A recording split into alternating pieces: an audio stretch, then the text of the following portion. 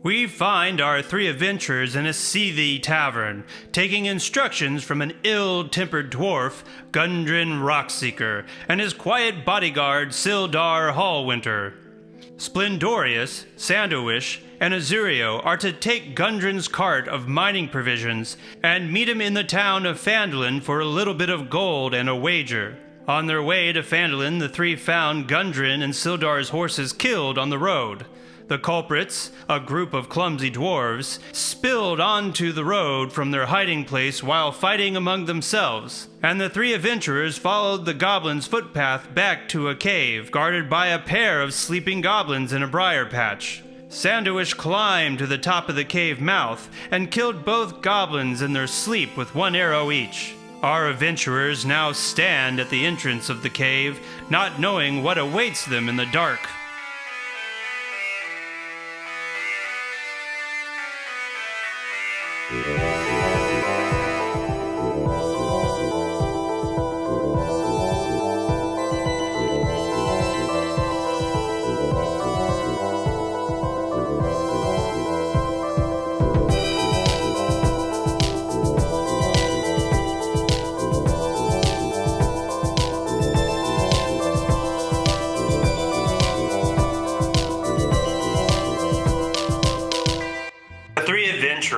Traveled several days and found themselves at the entrance of a goblin's hideout, ready to enter the darkness of the cave. Your three characters are standing at the front of the cave. You can see into it. Azorio can see further since he has dark vision. There's a creek coming out of the cave and a little path on the right side of that water. And up the way, you're able to see that there is an entrance to the right just before the light fades for those who don't have dark vision. I saw you dispatch with that goblin in the bramble quite handily, Sandowish. You were quite deft with the bow. Yeah, I'm getting pretty hot right now. And you know, as much as I'd like to get to Phandalin, I've got a pretty good feeling about this one. Yes. Let us go into this cave. I can see ahead there are no foes ahead in sight. I'm checking to see if I have some sort of torch. I don't have a torch. Yeah, I don't have a torch either. All right. Hold on now. Sandowish walks back to the cart and just looks for a torch. Sandowhish finds a crate of torches. How many? Can I take 15? I don't think you can hold 15 on your small body. You can take 3. Okay, I'll take a torch. I'll take one. Take a single torch. Is there any rope? Can I put some rope in there too? Yes, there's some rope in there. I'll look for a lantern. You dig for a while, but you only find one lantern. Sandowish takes the lantern, lights it up, and leads the way into the cave. Splendorous also grabs a torch. Good thinking, Sandowish. Can see you've never been much of a leader. And runs off into the cave. Before Splendorous can retort. Yeah, dude. Sandowhish runs into the cave, lantern in hand. Only a short distance when he hears growling just inside the cave. A few uneven stepstones lead up to a small, dank chamber on the east side of the passage. The cave narrows to a steep fissure at the end and is filled with a stench of animals. Savage snarls and the sound of rattling chains greet your eyes where 2 wolves are chained up inside the opening. Each wolf chain leads to an iron rod driven into the base of a stalagmite. So Sandowish motions for everyone to come forward. Splendorous puts out his hand onto Azorio's chest and he looks into his eyes and he says, "I'm gonna go first." I'll follow. Sandowish is gonna go up the stairs, only just up to the top so I can see over the top step. Sandowhish stubby legs climb the few stepstones, and when his eyes peer over the top, the wolves lunge at him, are stopped by the chains as they gnash towards him just at the edge of the top step. I'll look around the chambers. Is there anything else I can see in the chamber? Too dark towards the back of the chamber. You can only see the wolves and them chained to the stalagmite. Sandowish says, "Does anyone have care for these beasts? Or should we just leave them or kill them?" You guys can see above the stairs, but Sandowhish had to climb up them to see. Splendorous looks at Azorio seriously and he says, let's take a knee. And then he gets down to get on the same level as Sandowhish. And then Splendorous puts his arm around Sandowhish. He puts his hand up and combs his long, red, curly wig. Like, or whatever. Like Twisted Sister? No, not like Twisted Sister. And then he curls it back behind his ear. He's ready to listen. Sandowhish says, do any of you have care for these beasts? Or should we just leave them? Or should we just kill them? I say we leave them be. All right. Splendorous says, Yes.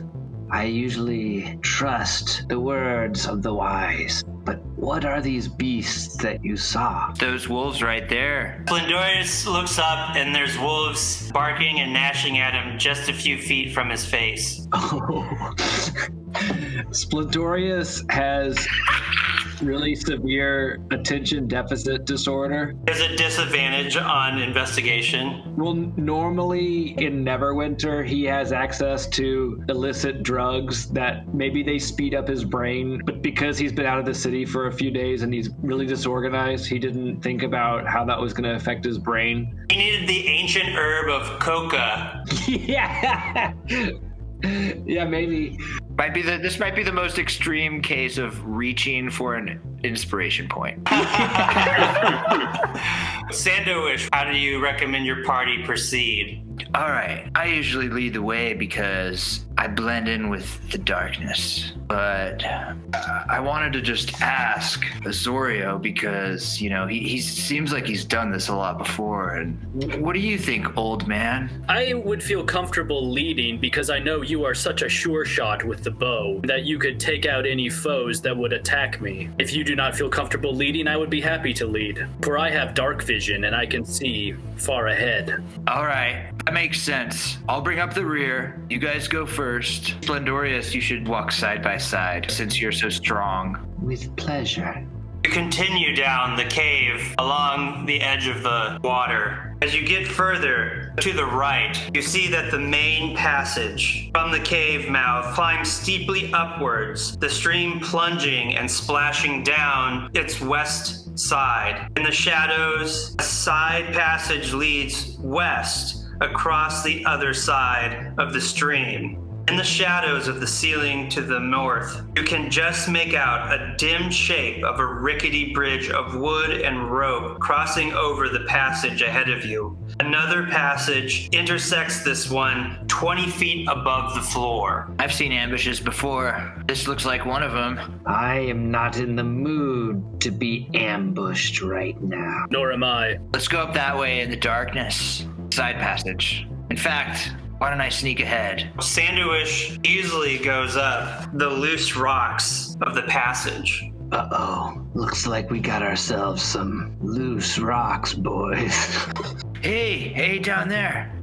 Boulders are kind of treacherous, You must be very careful unless you have special equipment to deal with the loose rocks. When Sandowhish goes up the slope, he does notice that the rocks seem like they're ready to collapse. We best go one at a time. I'm just gonna let you all know right now that I only have 9 dexterity. So I was joking earlier about the loose rocks. However, I do now think this could be a problem for me. Splendorous, before you come up, grab onto this rope.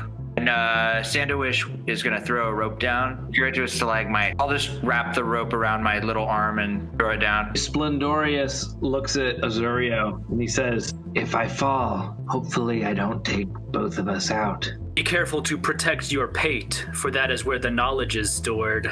Splendorous grabs a hold of the rope and begins to climb up the steep rocks. Splendorous, as he's going up, he is indeed quite strong. As he goes up, even with his strength, the rocks slip out from under him. and he is able to continue holding the rope and does not tumble back down. The rocks come splashing into the river, making quite a sound, and Splendorous takes 1 scraped knee damage. You have been dealt 1 boo-boo.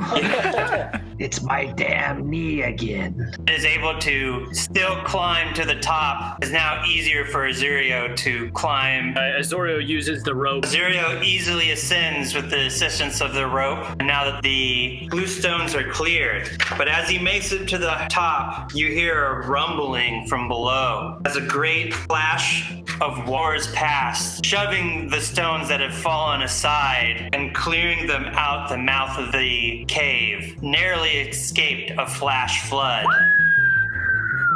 of which you don't know where it came from. Whoa, right in the nick of time. Splendorous says, I have always been skeptical of following or trusting in the gods. However, certain things make you wonder, don't they? Tomorrow is on our side tonight. Luck be with us all. But let us move fast. Is the water still rising? No, it was just a flash flood, the surge of water, and it shoved all of the loose stones that had fallen out of the cave, and then it was back to its normal stream. Are we by an ocean? You know that you are not near an ocean. That's really bad. When you reach the top of that slope, you can either go right down a hallway, or to your left, you can tell that there's a larger chamber. Perhaps if we investigate this chamber to the left, we can figure out what it is and then be on our way down the hallway. Splendorous says, I like the sound of that. Splendorous is really itching to use his great axe. When you enter the new chamber, to Splendorous's glee, this large chamber is divided in half by a 10-foot escarpment. A steep, natural staircase leads from the lower portion to the upper ledge. The air is hazy with the smoke of cooking fire and the pungent smell of poorly cured hide and 5 unwashed goblins cooking on the northern lower level. They notice you in your light. Splendorous begins to breathe very heavily. He breathes in more of that stinky air. I cast Ray of Frost against the one that looks the biggest. Zero blasts another beam of frost towards the fire. The darkness and the flickering light disorients him, and the beam hits the back of the cave, missing the goblins. Sandowish is gonna say, didn't like the cool treats? How about some hot eats? I'll treat you right. And he's gonna throw his lantern up there, right into the middle of him where the fire is. Oh no. You throw an oil lantern at the goblins. It lands securely into the fire, flinging hot oil onto the 5 goblins, giving each of them 4 damage of fire. Hot oil damage. Luck is on my side tonight. Praises be to Demora. Splendorous is going to gleefully run over and he's going to swing his great axe at the closest goblin that he can find. And he screams and runs. That 20. Wow! Splendorous runs up, the largest of the 5 goblins, and swings his axe upon them, cleaving the goblin's head from its body. Flinging the head into the fire, and you hear the sizzle of cooking goblin flesh, which only adds to the wretched stench of the hides and uncured meat in the cave. Splendorous, then he puts the axe at his side, and then he just starts screaming in the room. 2 of the goblins are so frightened by Splendorous' scream, they run past him, giving him an opportunity of attack. The other 2 prepare to attack Splendorous. Splendorous goes for the attack of opportunity, screaming, the blood caked in his hair. You swing, chopping the legs off of one of the goblins. They fall to their face, slowly bleed out as they beg for help. The other one sprinting past you in hopes of getting past Azorio and Sandowhish. The other 2 attack in hopes of surviving with their scimitars. The first one swings and misses, too frightened, but the second one, in his last attempt, finds a chink in Splendorous's armor, dealing 4 damage. Oh shit. Azorio unsheathes his short sword and stabs at the goblin. The goblin is too small and fast in the darkness and is able to slip past Azorio. Rats. As the goblin just gets past Sandowhish, Sandowhish spins around with his short sword, pressing the blade through his back out of his chest. And the goblin lets out a silent scream because his lungs are pierced and deflated. He falls to the ground dead.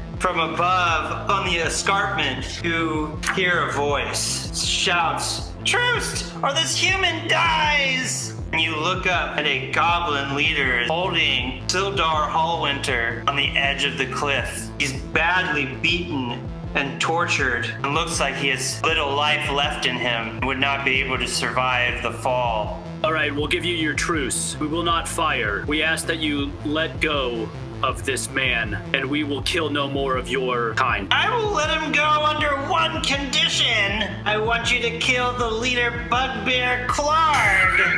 So I can rule this hideout.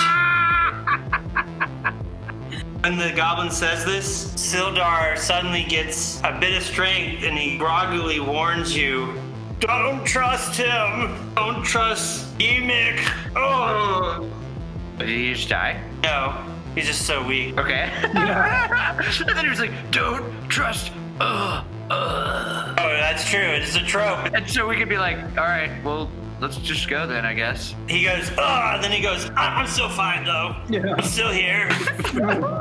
Unhand this man first, for we may need him to take down this bugbear clan leader. That's not how it works. Azorio, seeing out of the corner of his eye that Sandowish is trying to pull a fast one, he continues to engage Enoch, the goblin. "So, you want us to kill this bugbear clan leader? Where is his whereabouts? Where is his hideaway? How fortified is he?" He's further down the entrance from where you came from. You just have to go across the bridge into the water chamber and then up the stairs. He'll be by his fire. Can you offer us any hired help? No, I don't want him to know I'm involved if you fail. If you fail, I'll kill this human anyway. Well, can you offer us any provisions? I see that your men were roasting some tasty meats.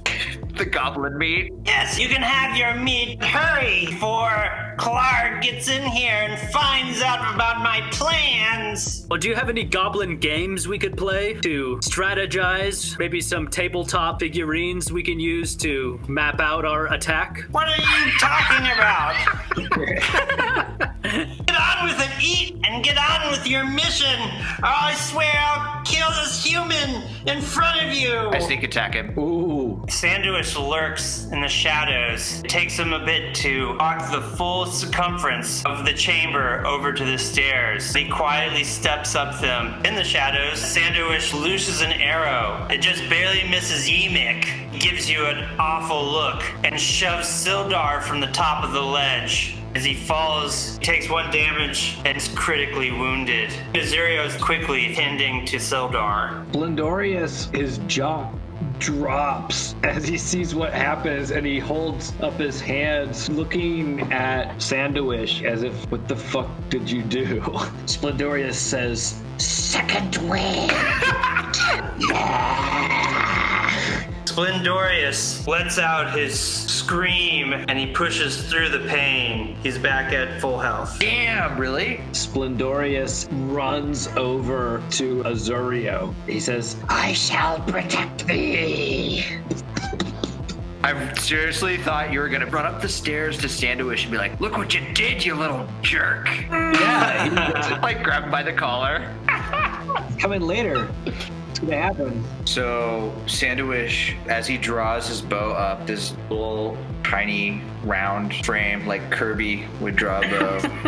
As he's drawing up the bow, he brushes his emo blonde bleached tips hair to the side and says, "I heard your name was Yeemik," and looses an arrow at the goblin. Sandowish lets loose another arrow, and this one is better placed as it hits Yeemik in the shoulder. He screams out as the arrow pierces his shoulder, protruding through the other side. The second goblin, he runs through the entrance of the cave trying to escape. Splendorous tries to grab him. He says, "Come here, come here, come here." gets down and crouches and drops his great axe and tries to grab him. Splendorous drops his great axe and shoots out one hand, grasping the goblin by the throat and lifting him into the air. The goblin just dangles there, trying to free itself, helpless against Splendorous's grip. Yeemik runs up, screaming with his little goblin voice, "Get out of my way!" And he swings. But Sando agility is too much, and he jumps back onto the next step down, and the blade whizzes past his chest. I'm gonna say in Thieves' Cant, "I missed, buddy." The goblin doesn't understand. Well, he wouldn't understand English either, right? Do goblins just speak goblin, right? They know common. Oh, they know common? Okay. Do they know English? Yeah, actually. But they do. That's weird. Yeah, like they know English, Spanish, French. And Welsh. They're like second-year Cantonese. They're very learned. Azorio continues to work on Sildar's wounds and actually is doing a fairly good job, though he fell 10 feet. It's almost like you went to at least one semester of nursing school. I may have to multi-class as a cleric. So yeah, it's like you went to like a semester. Yeah, I like that a lot. Like a +1 is like one semester, you know? Like +4 is 1 year, +8 is like an associate's degree. And then like it starts doubling there. So like once you get to like 12, it's like bachelor's, and then it's like at 16, it's like a doctor's, you know? And then after that, you have to start publishing. 20, it's like got your tenure. It's like so stupid.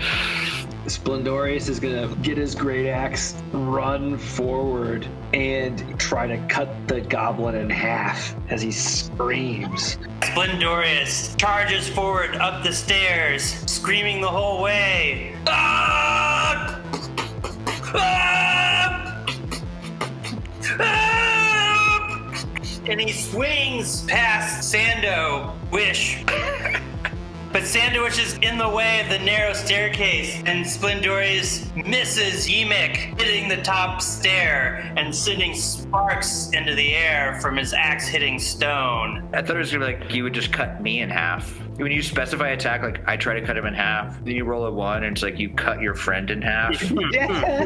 Like no saving throw. There's no coming back with that. I feel Genie Wish gone wrong. Yeemik drops his scimitar and says, "I surrender! I'll do whatever you want! Don't hurt me! And don't tell Karg I tried to get him killed!" Splendorous gets down. He takes a knee right in front of the goblin. He holds up his double-headed axe, and then he starts licking the blade in front of the goblin as the blood is dripping off of his tongue.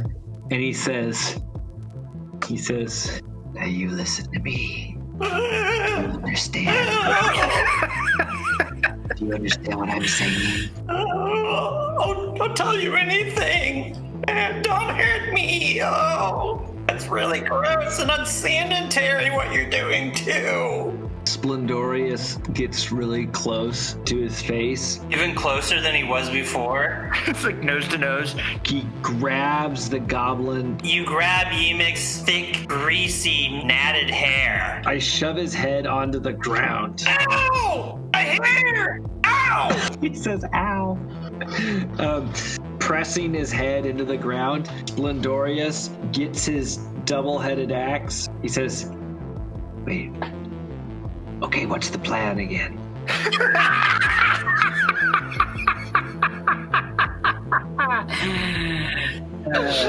Sildar is stabilized, so Zerio's one semester of nursing came in handy at Ogmar's nursatorium. He's able to bandage Sildar back to health, and Sildar eyes slowly open. I'm guessing I'd probably just like rip some part of my tunic off. Your genitals are exposed. Yeah, dude. Give yourself +1 sexy. Yep, +1 to persuasion. Sandowish looks at Azorio and says, yeah. What do you think, Elf Elder? Azorio. I say, you got some rope? Tie him up. Jesus Christ, I thought you were gonna hang him. I thought that too. I was so terrified for a moment. I was like, damn, Azorio. Like, Ogmar doesn't fool around. Tie him up and wait for his feeble companions. Sandowish will tie him up. Splendorous is pacing around. He's not very satisfied with what you guys are doing. Sandowish is gonna tie him up with an entire 50 feet of rope. Train track style going all the... So like it's just the tip of his nose sticking out. Yeemik sits there, the rope goes all the way around him like in the cartoons, but it's just his eyeballs and then his mouth, and it just goes around him, and it's just the rope, and then his feet are sticking out, and like his hands at some point in the middle. It looks like a Dudley Do-Right scene. I used my whole 50 feet of rope. I have another 50 feet of rope, but the one I took from the cart, I'm gonna use that all up because, to be honest, guys, man, I was over encumbered that whole encounter, man. I'm sorry. That's why you missed your sneak attack. I'm just joking. Because we never worry about that stuff in the first place. Right? Yeah. But we'll use all that 50 foot of rope to tie him up like a fucking mummy, for sure. I get the scoop from Sildar Hallwinter. I say, well, what was up, man? How did you guys get ambushed on that road? Why didn't you just take him yourselves? There must have been a lot of them. Yeah, these guys are easy. Feels like whatever, the easy goblins. He says, when they ambushed us, they had a bugbear, and he overtook us. We were overpowered by so many goblins. We couldn't take them all, and they were able to drag us off. I don't know where they took Gundren. He's somewhere. Well, according to this goblin here, who we could totally intimidate now and always, he said Gundren is just across the bridge. That's not what he said. You're talking about Clark. Oh yeah, that's where Clark is, and that's where Gundren is. That's probably where he is, yeah. It's called logical deduction. Sherlock Holmes. Just deducing that if Clark took Gundren, and Gundren is with Clark on the other side of that bridge. A tautology, my friend. Look, man, I don't know what that means, but I will tell you that my intelligence is at least junior high, if not high school level, according to our previous conversation about how much skills are worth. Hey, you're an archery club. Totally. Sildar says, all I know is Gundren and his map are sent to Cragmar Castle. I'm sure one of the goblins will know where it is. He could take us there. You see Azorio's eyes light up. Cragmar Castle, that's where was once a shrine to Ogma. Now it's dedicated to the vile goblin god of Maglubiet. It is an offense to Ogma. We must go there. If not restore this place to Ogma, at least take down the defilement of Maglubiet. Sildar says, if you'll go to Cragmar Castle with me, I'll pay you all 50 gold.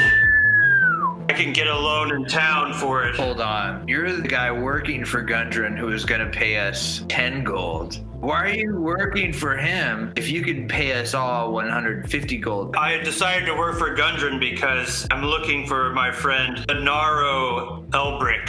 He disappeared from Phandalin 2 months ago, and I thought he might be either at Cragmar Castle or Wave Echo Cave. Well, let me ask you this, Sildar. Would it give your heart some contentment to take down this bugbear chieftain, or should we just be on our way? The bugbear might be able to inform us of several things. The Rockseeker brothers, Gundren and Arden and Noondro, found the entrance to a long-lost Wave Echo Cave, the site of the Fandelver's pack. Sandowhish says, you two are pathetic. Have you not forgotten? We're here for Gundren, right? You two are as cold-hearted as most of the women that have turned me down in my life. Yeemik chimes in. That dwarf isn't here! Clark took him away by orders of the bleached spider! Wait. Gundren isn't here? No! The bleached spider told Clark to take him elsewhere, but I don't know where. Alright, slow down, Yeemik. What the fuck is a bleached spider? Because in my world, a bleached spider is a dead spider. I've never met him. He just gives orders to Clark. That's all I know. I was hoping if I defeated Clark, I could start taking orders from him. How about you start taking orders from us? Is this a person or an actual spider? I don't know. I've never met him.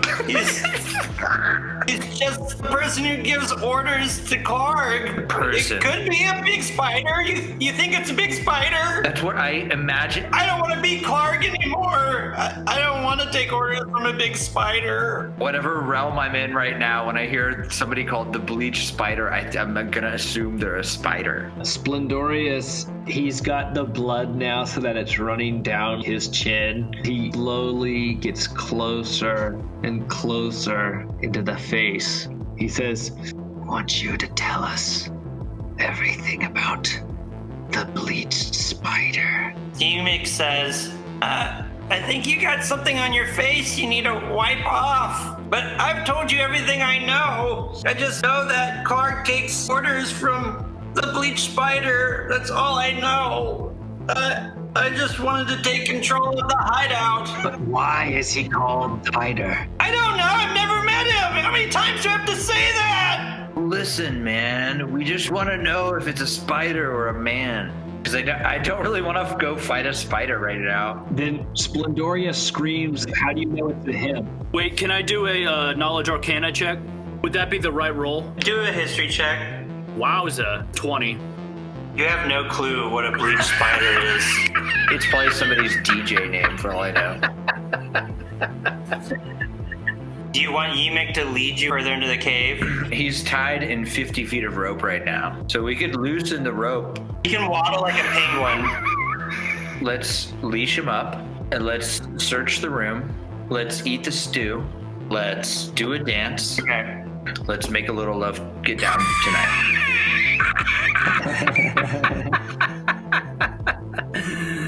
Due to Sildar's poor health, you take a short rest and overturn all the beds and look for anything left in the area. All you find is 3 golden teeth and 5 silver pieces. This most likely means that the treasure is held elsewhere, hoarded by Clark. You take your rest as Yeemik informs you about the layout of the rest of the cave.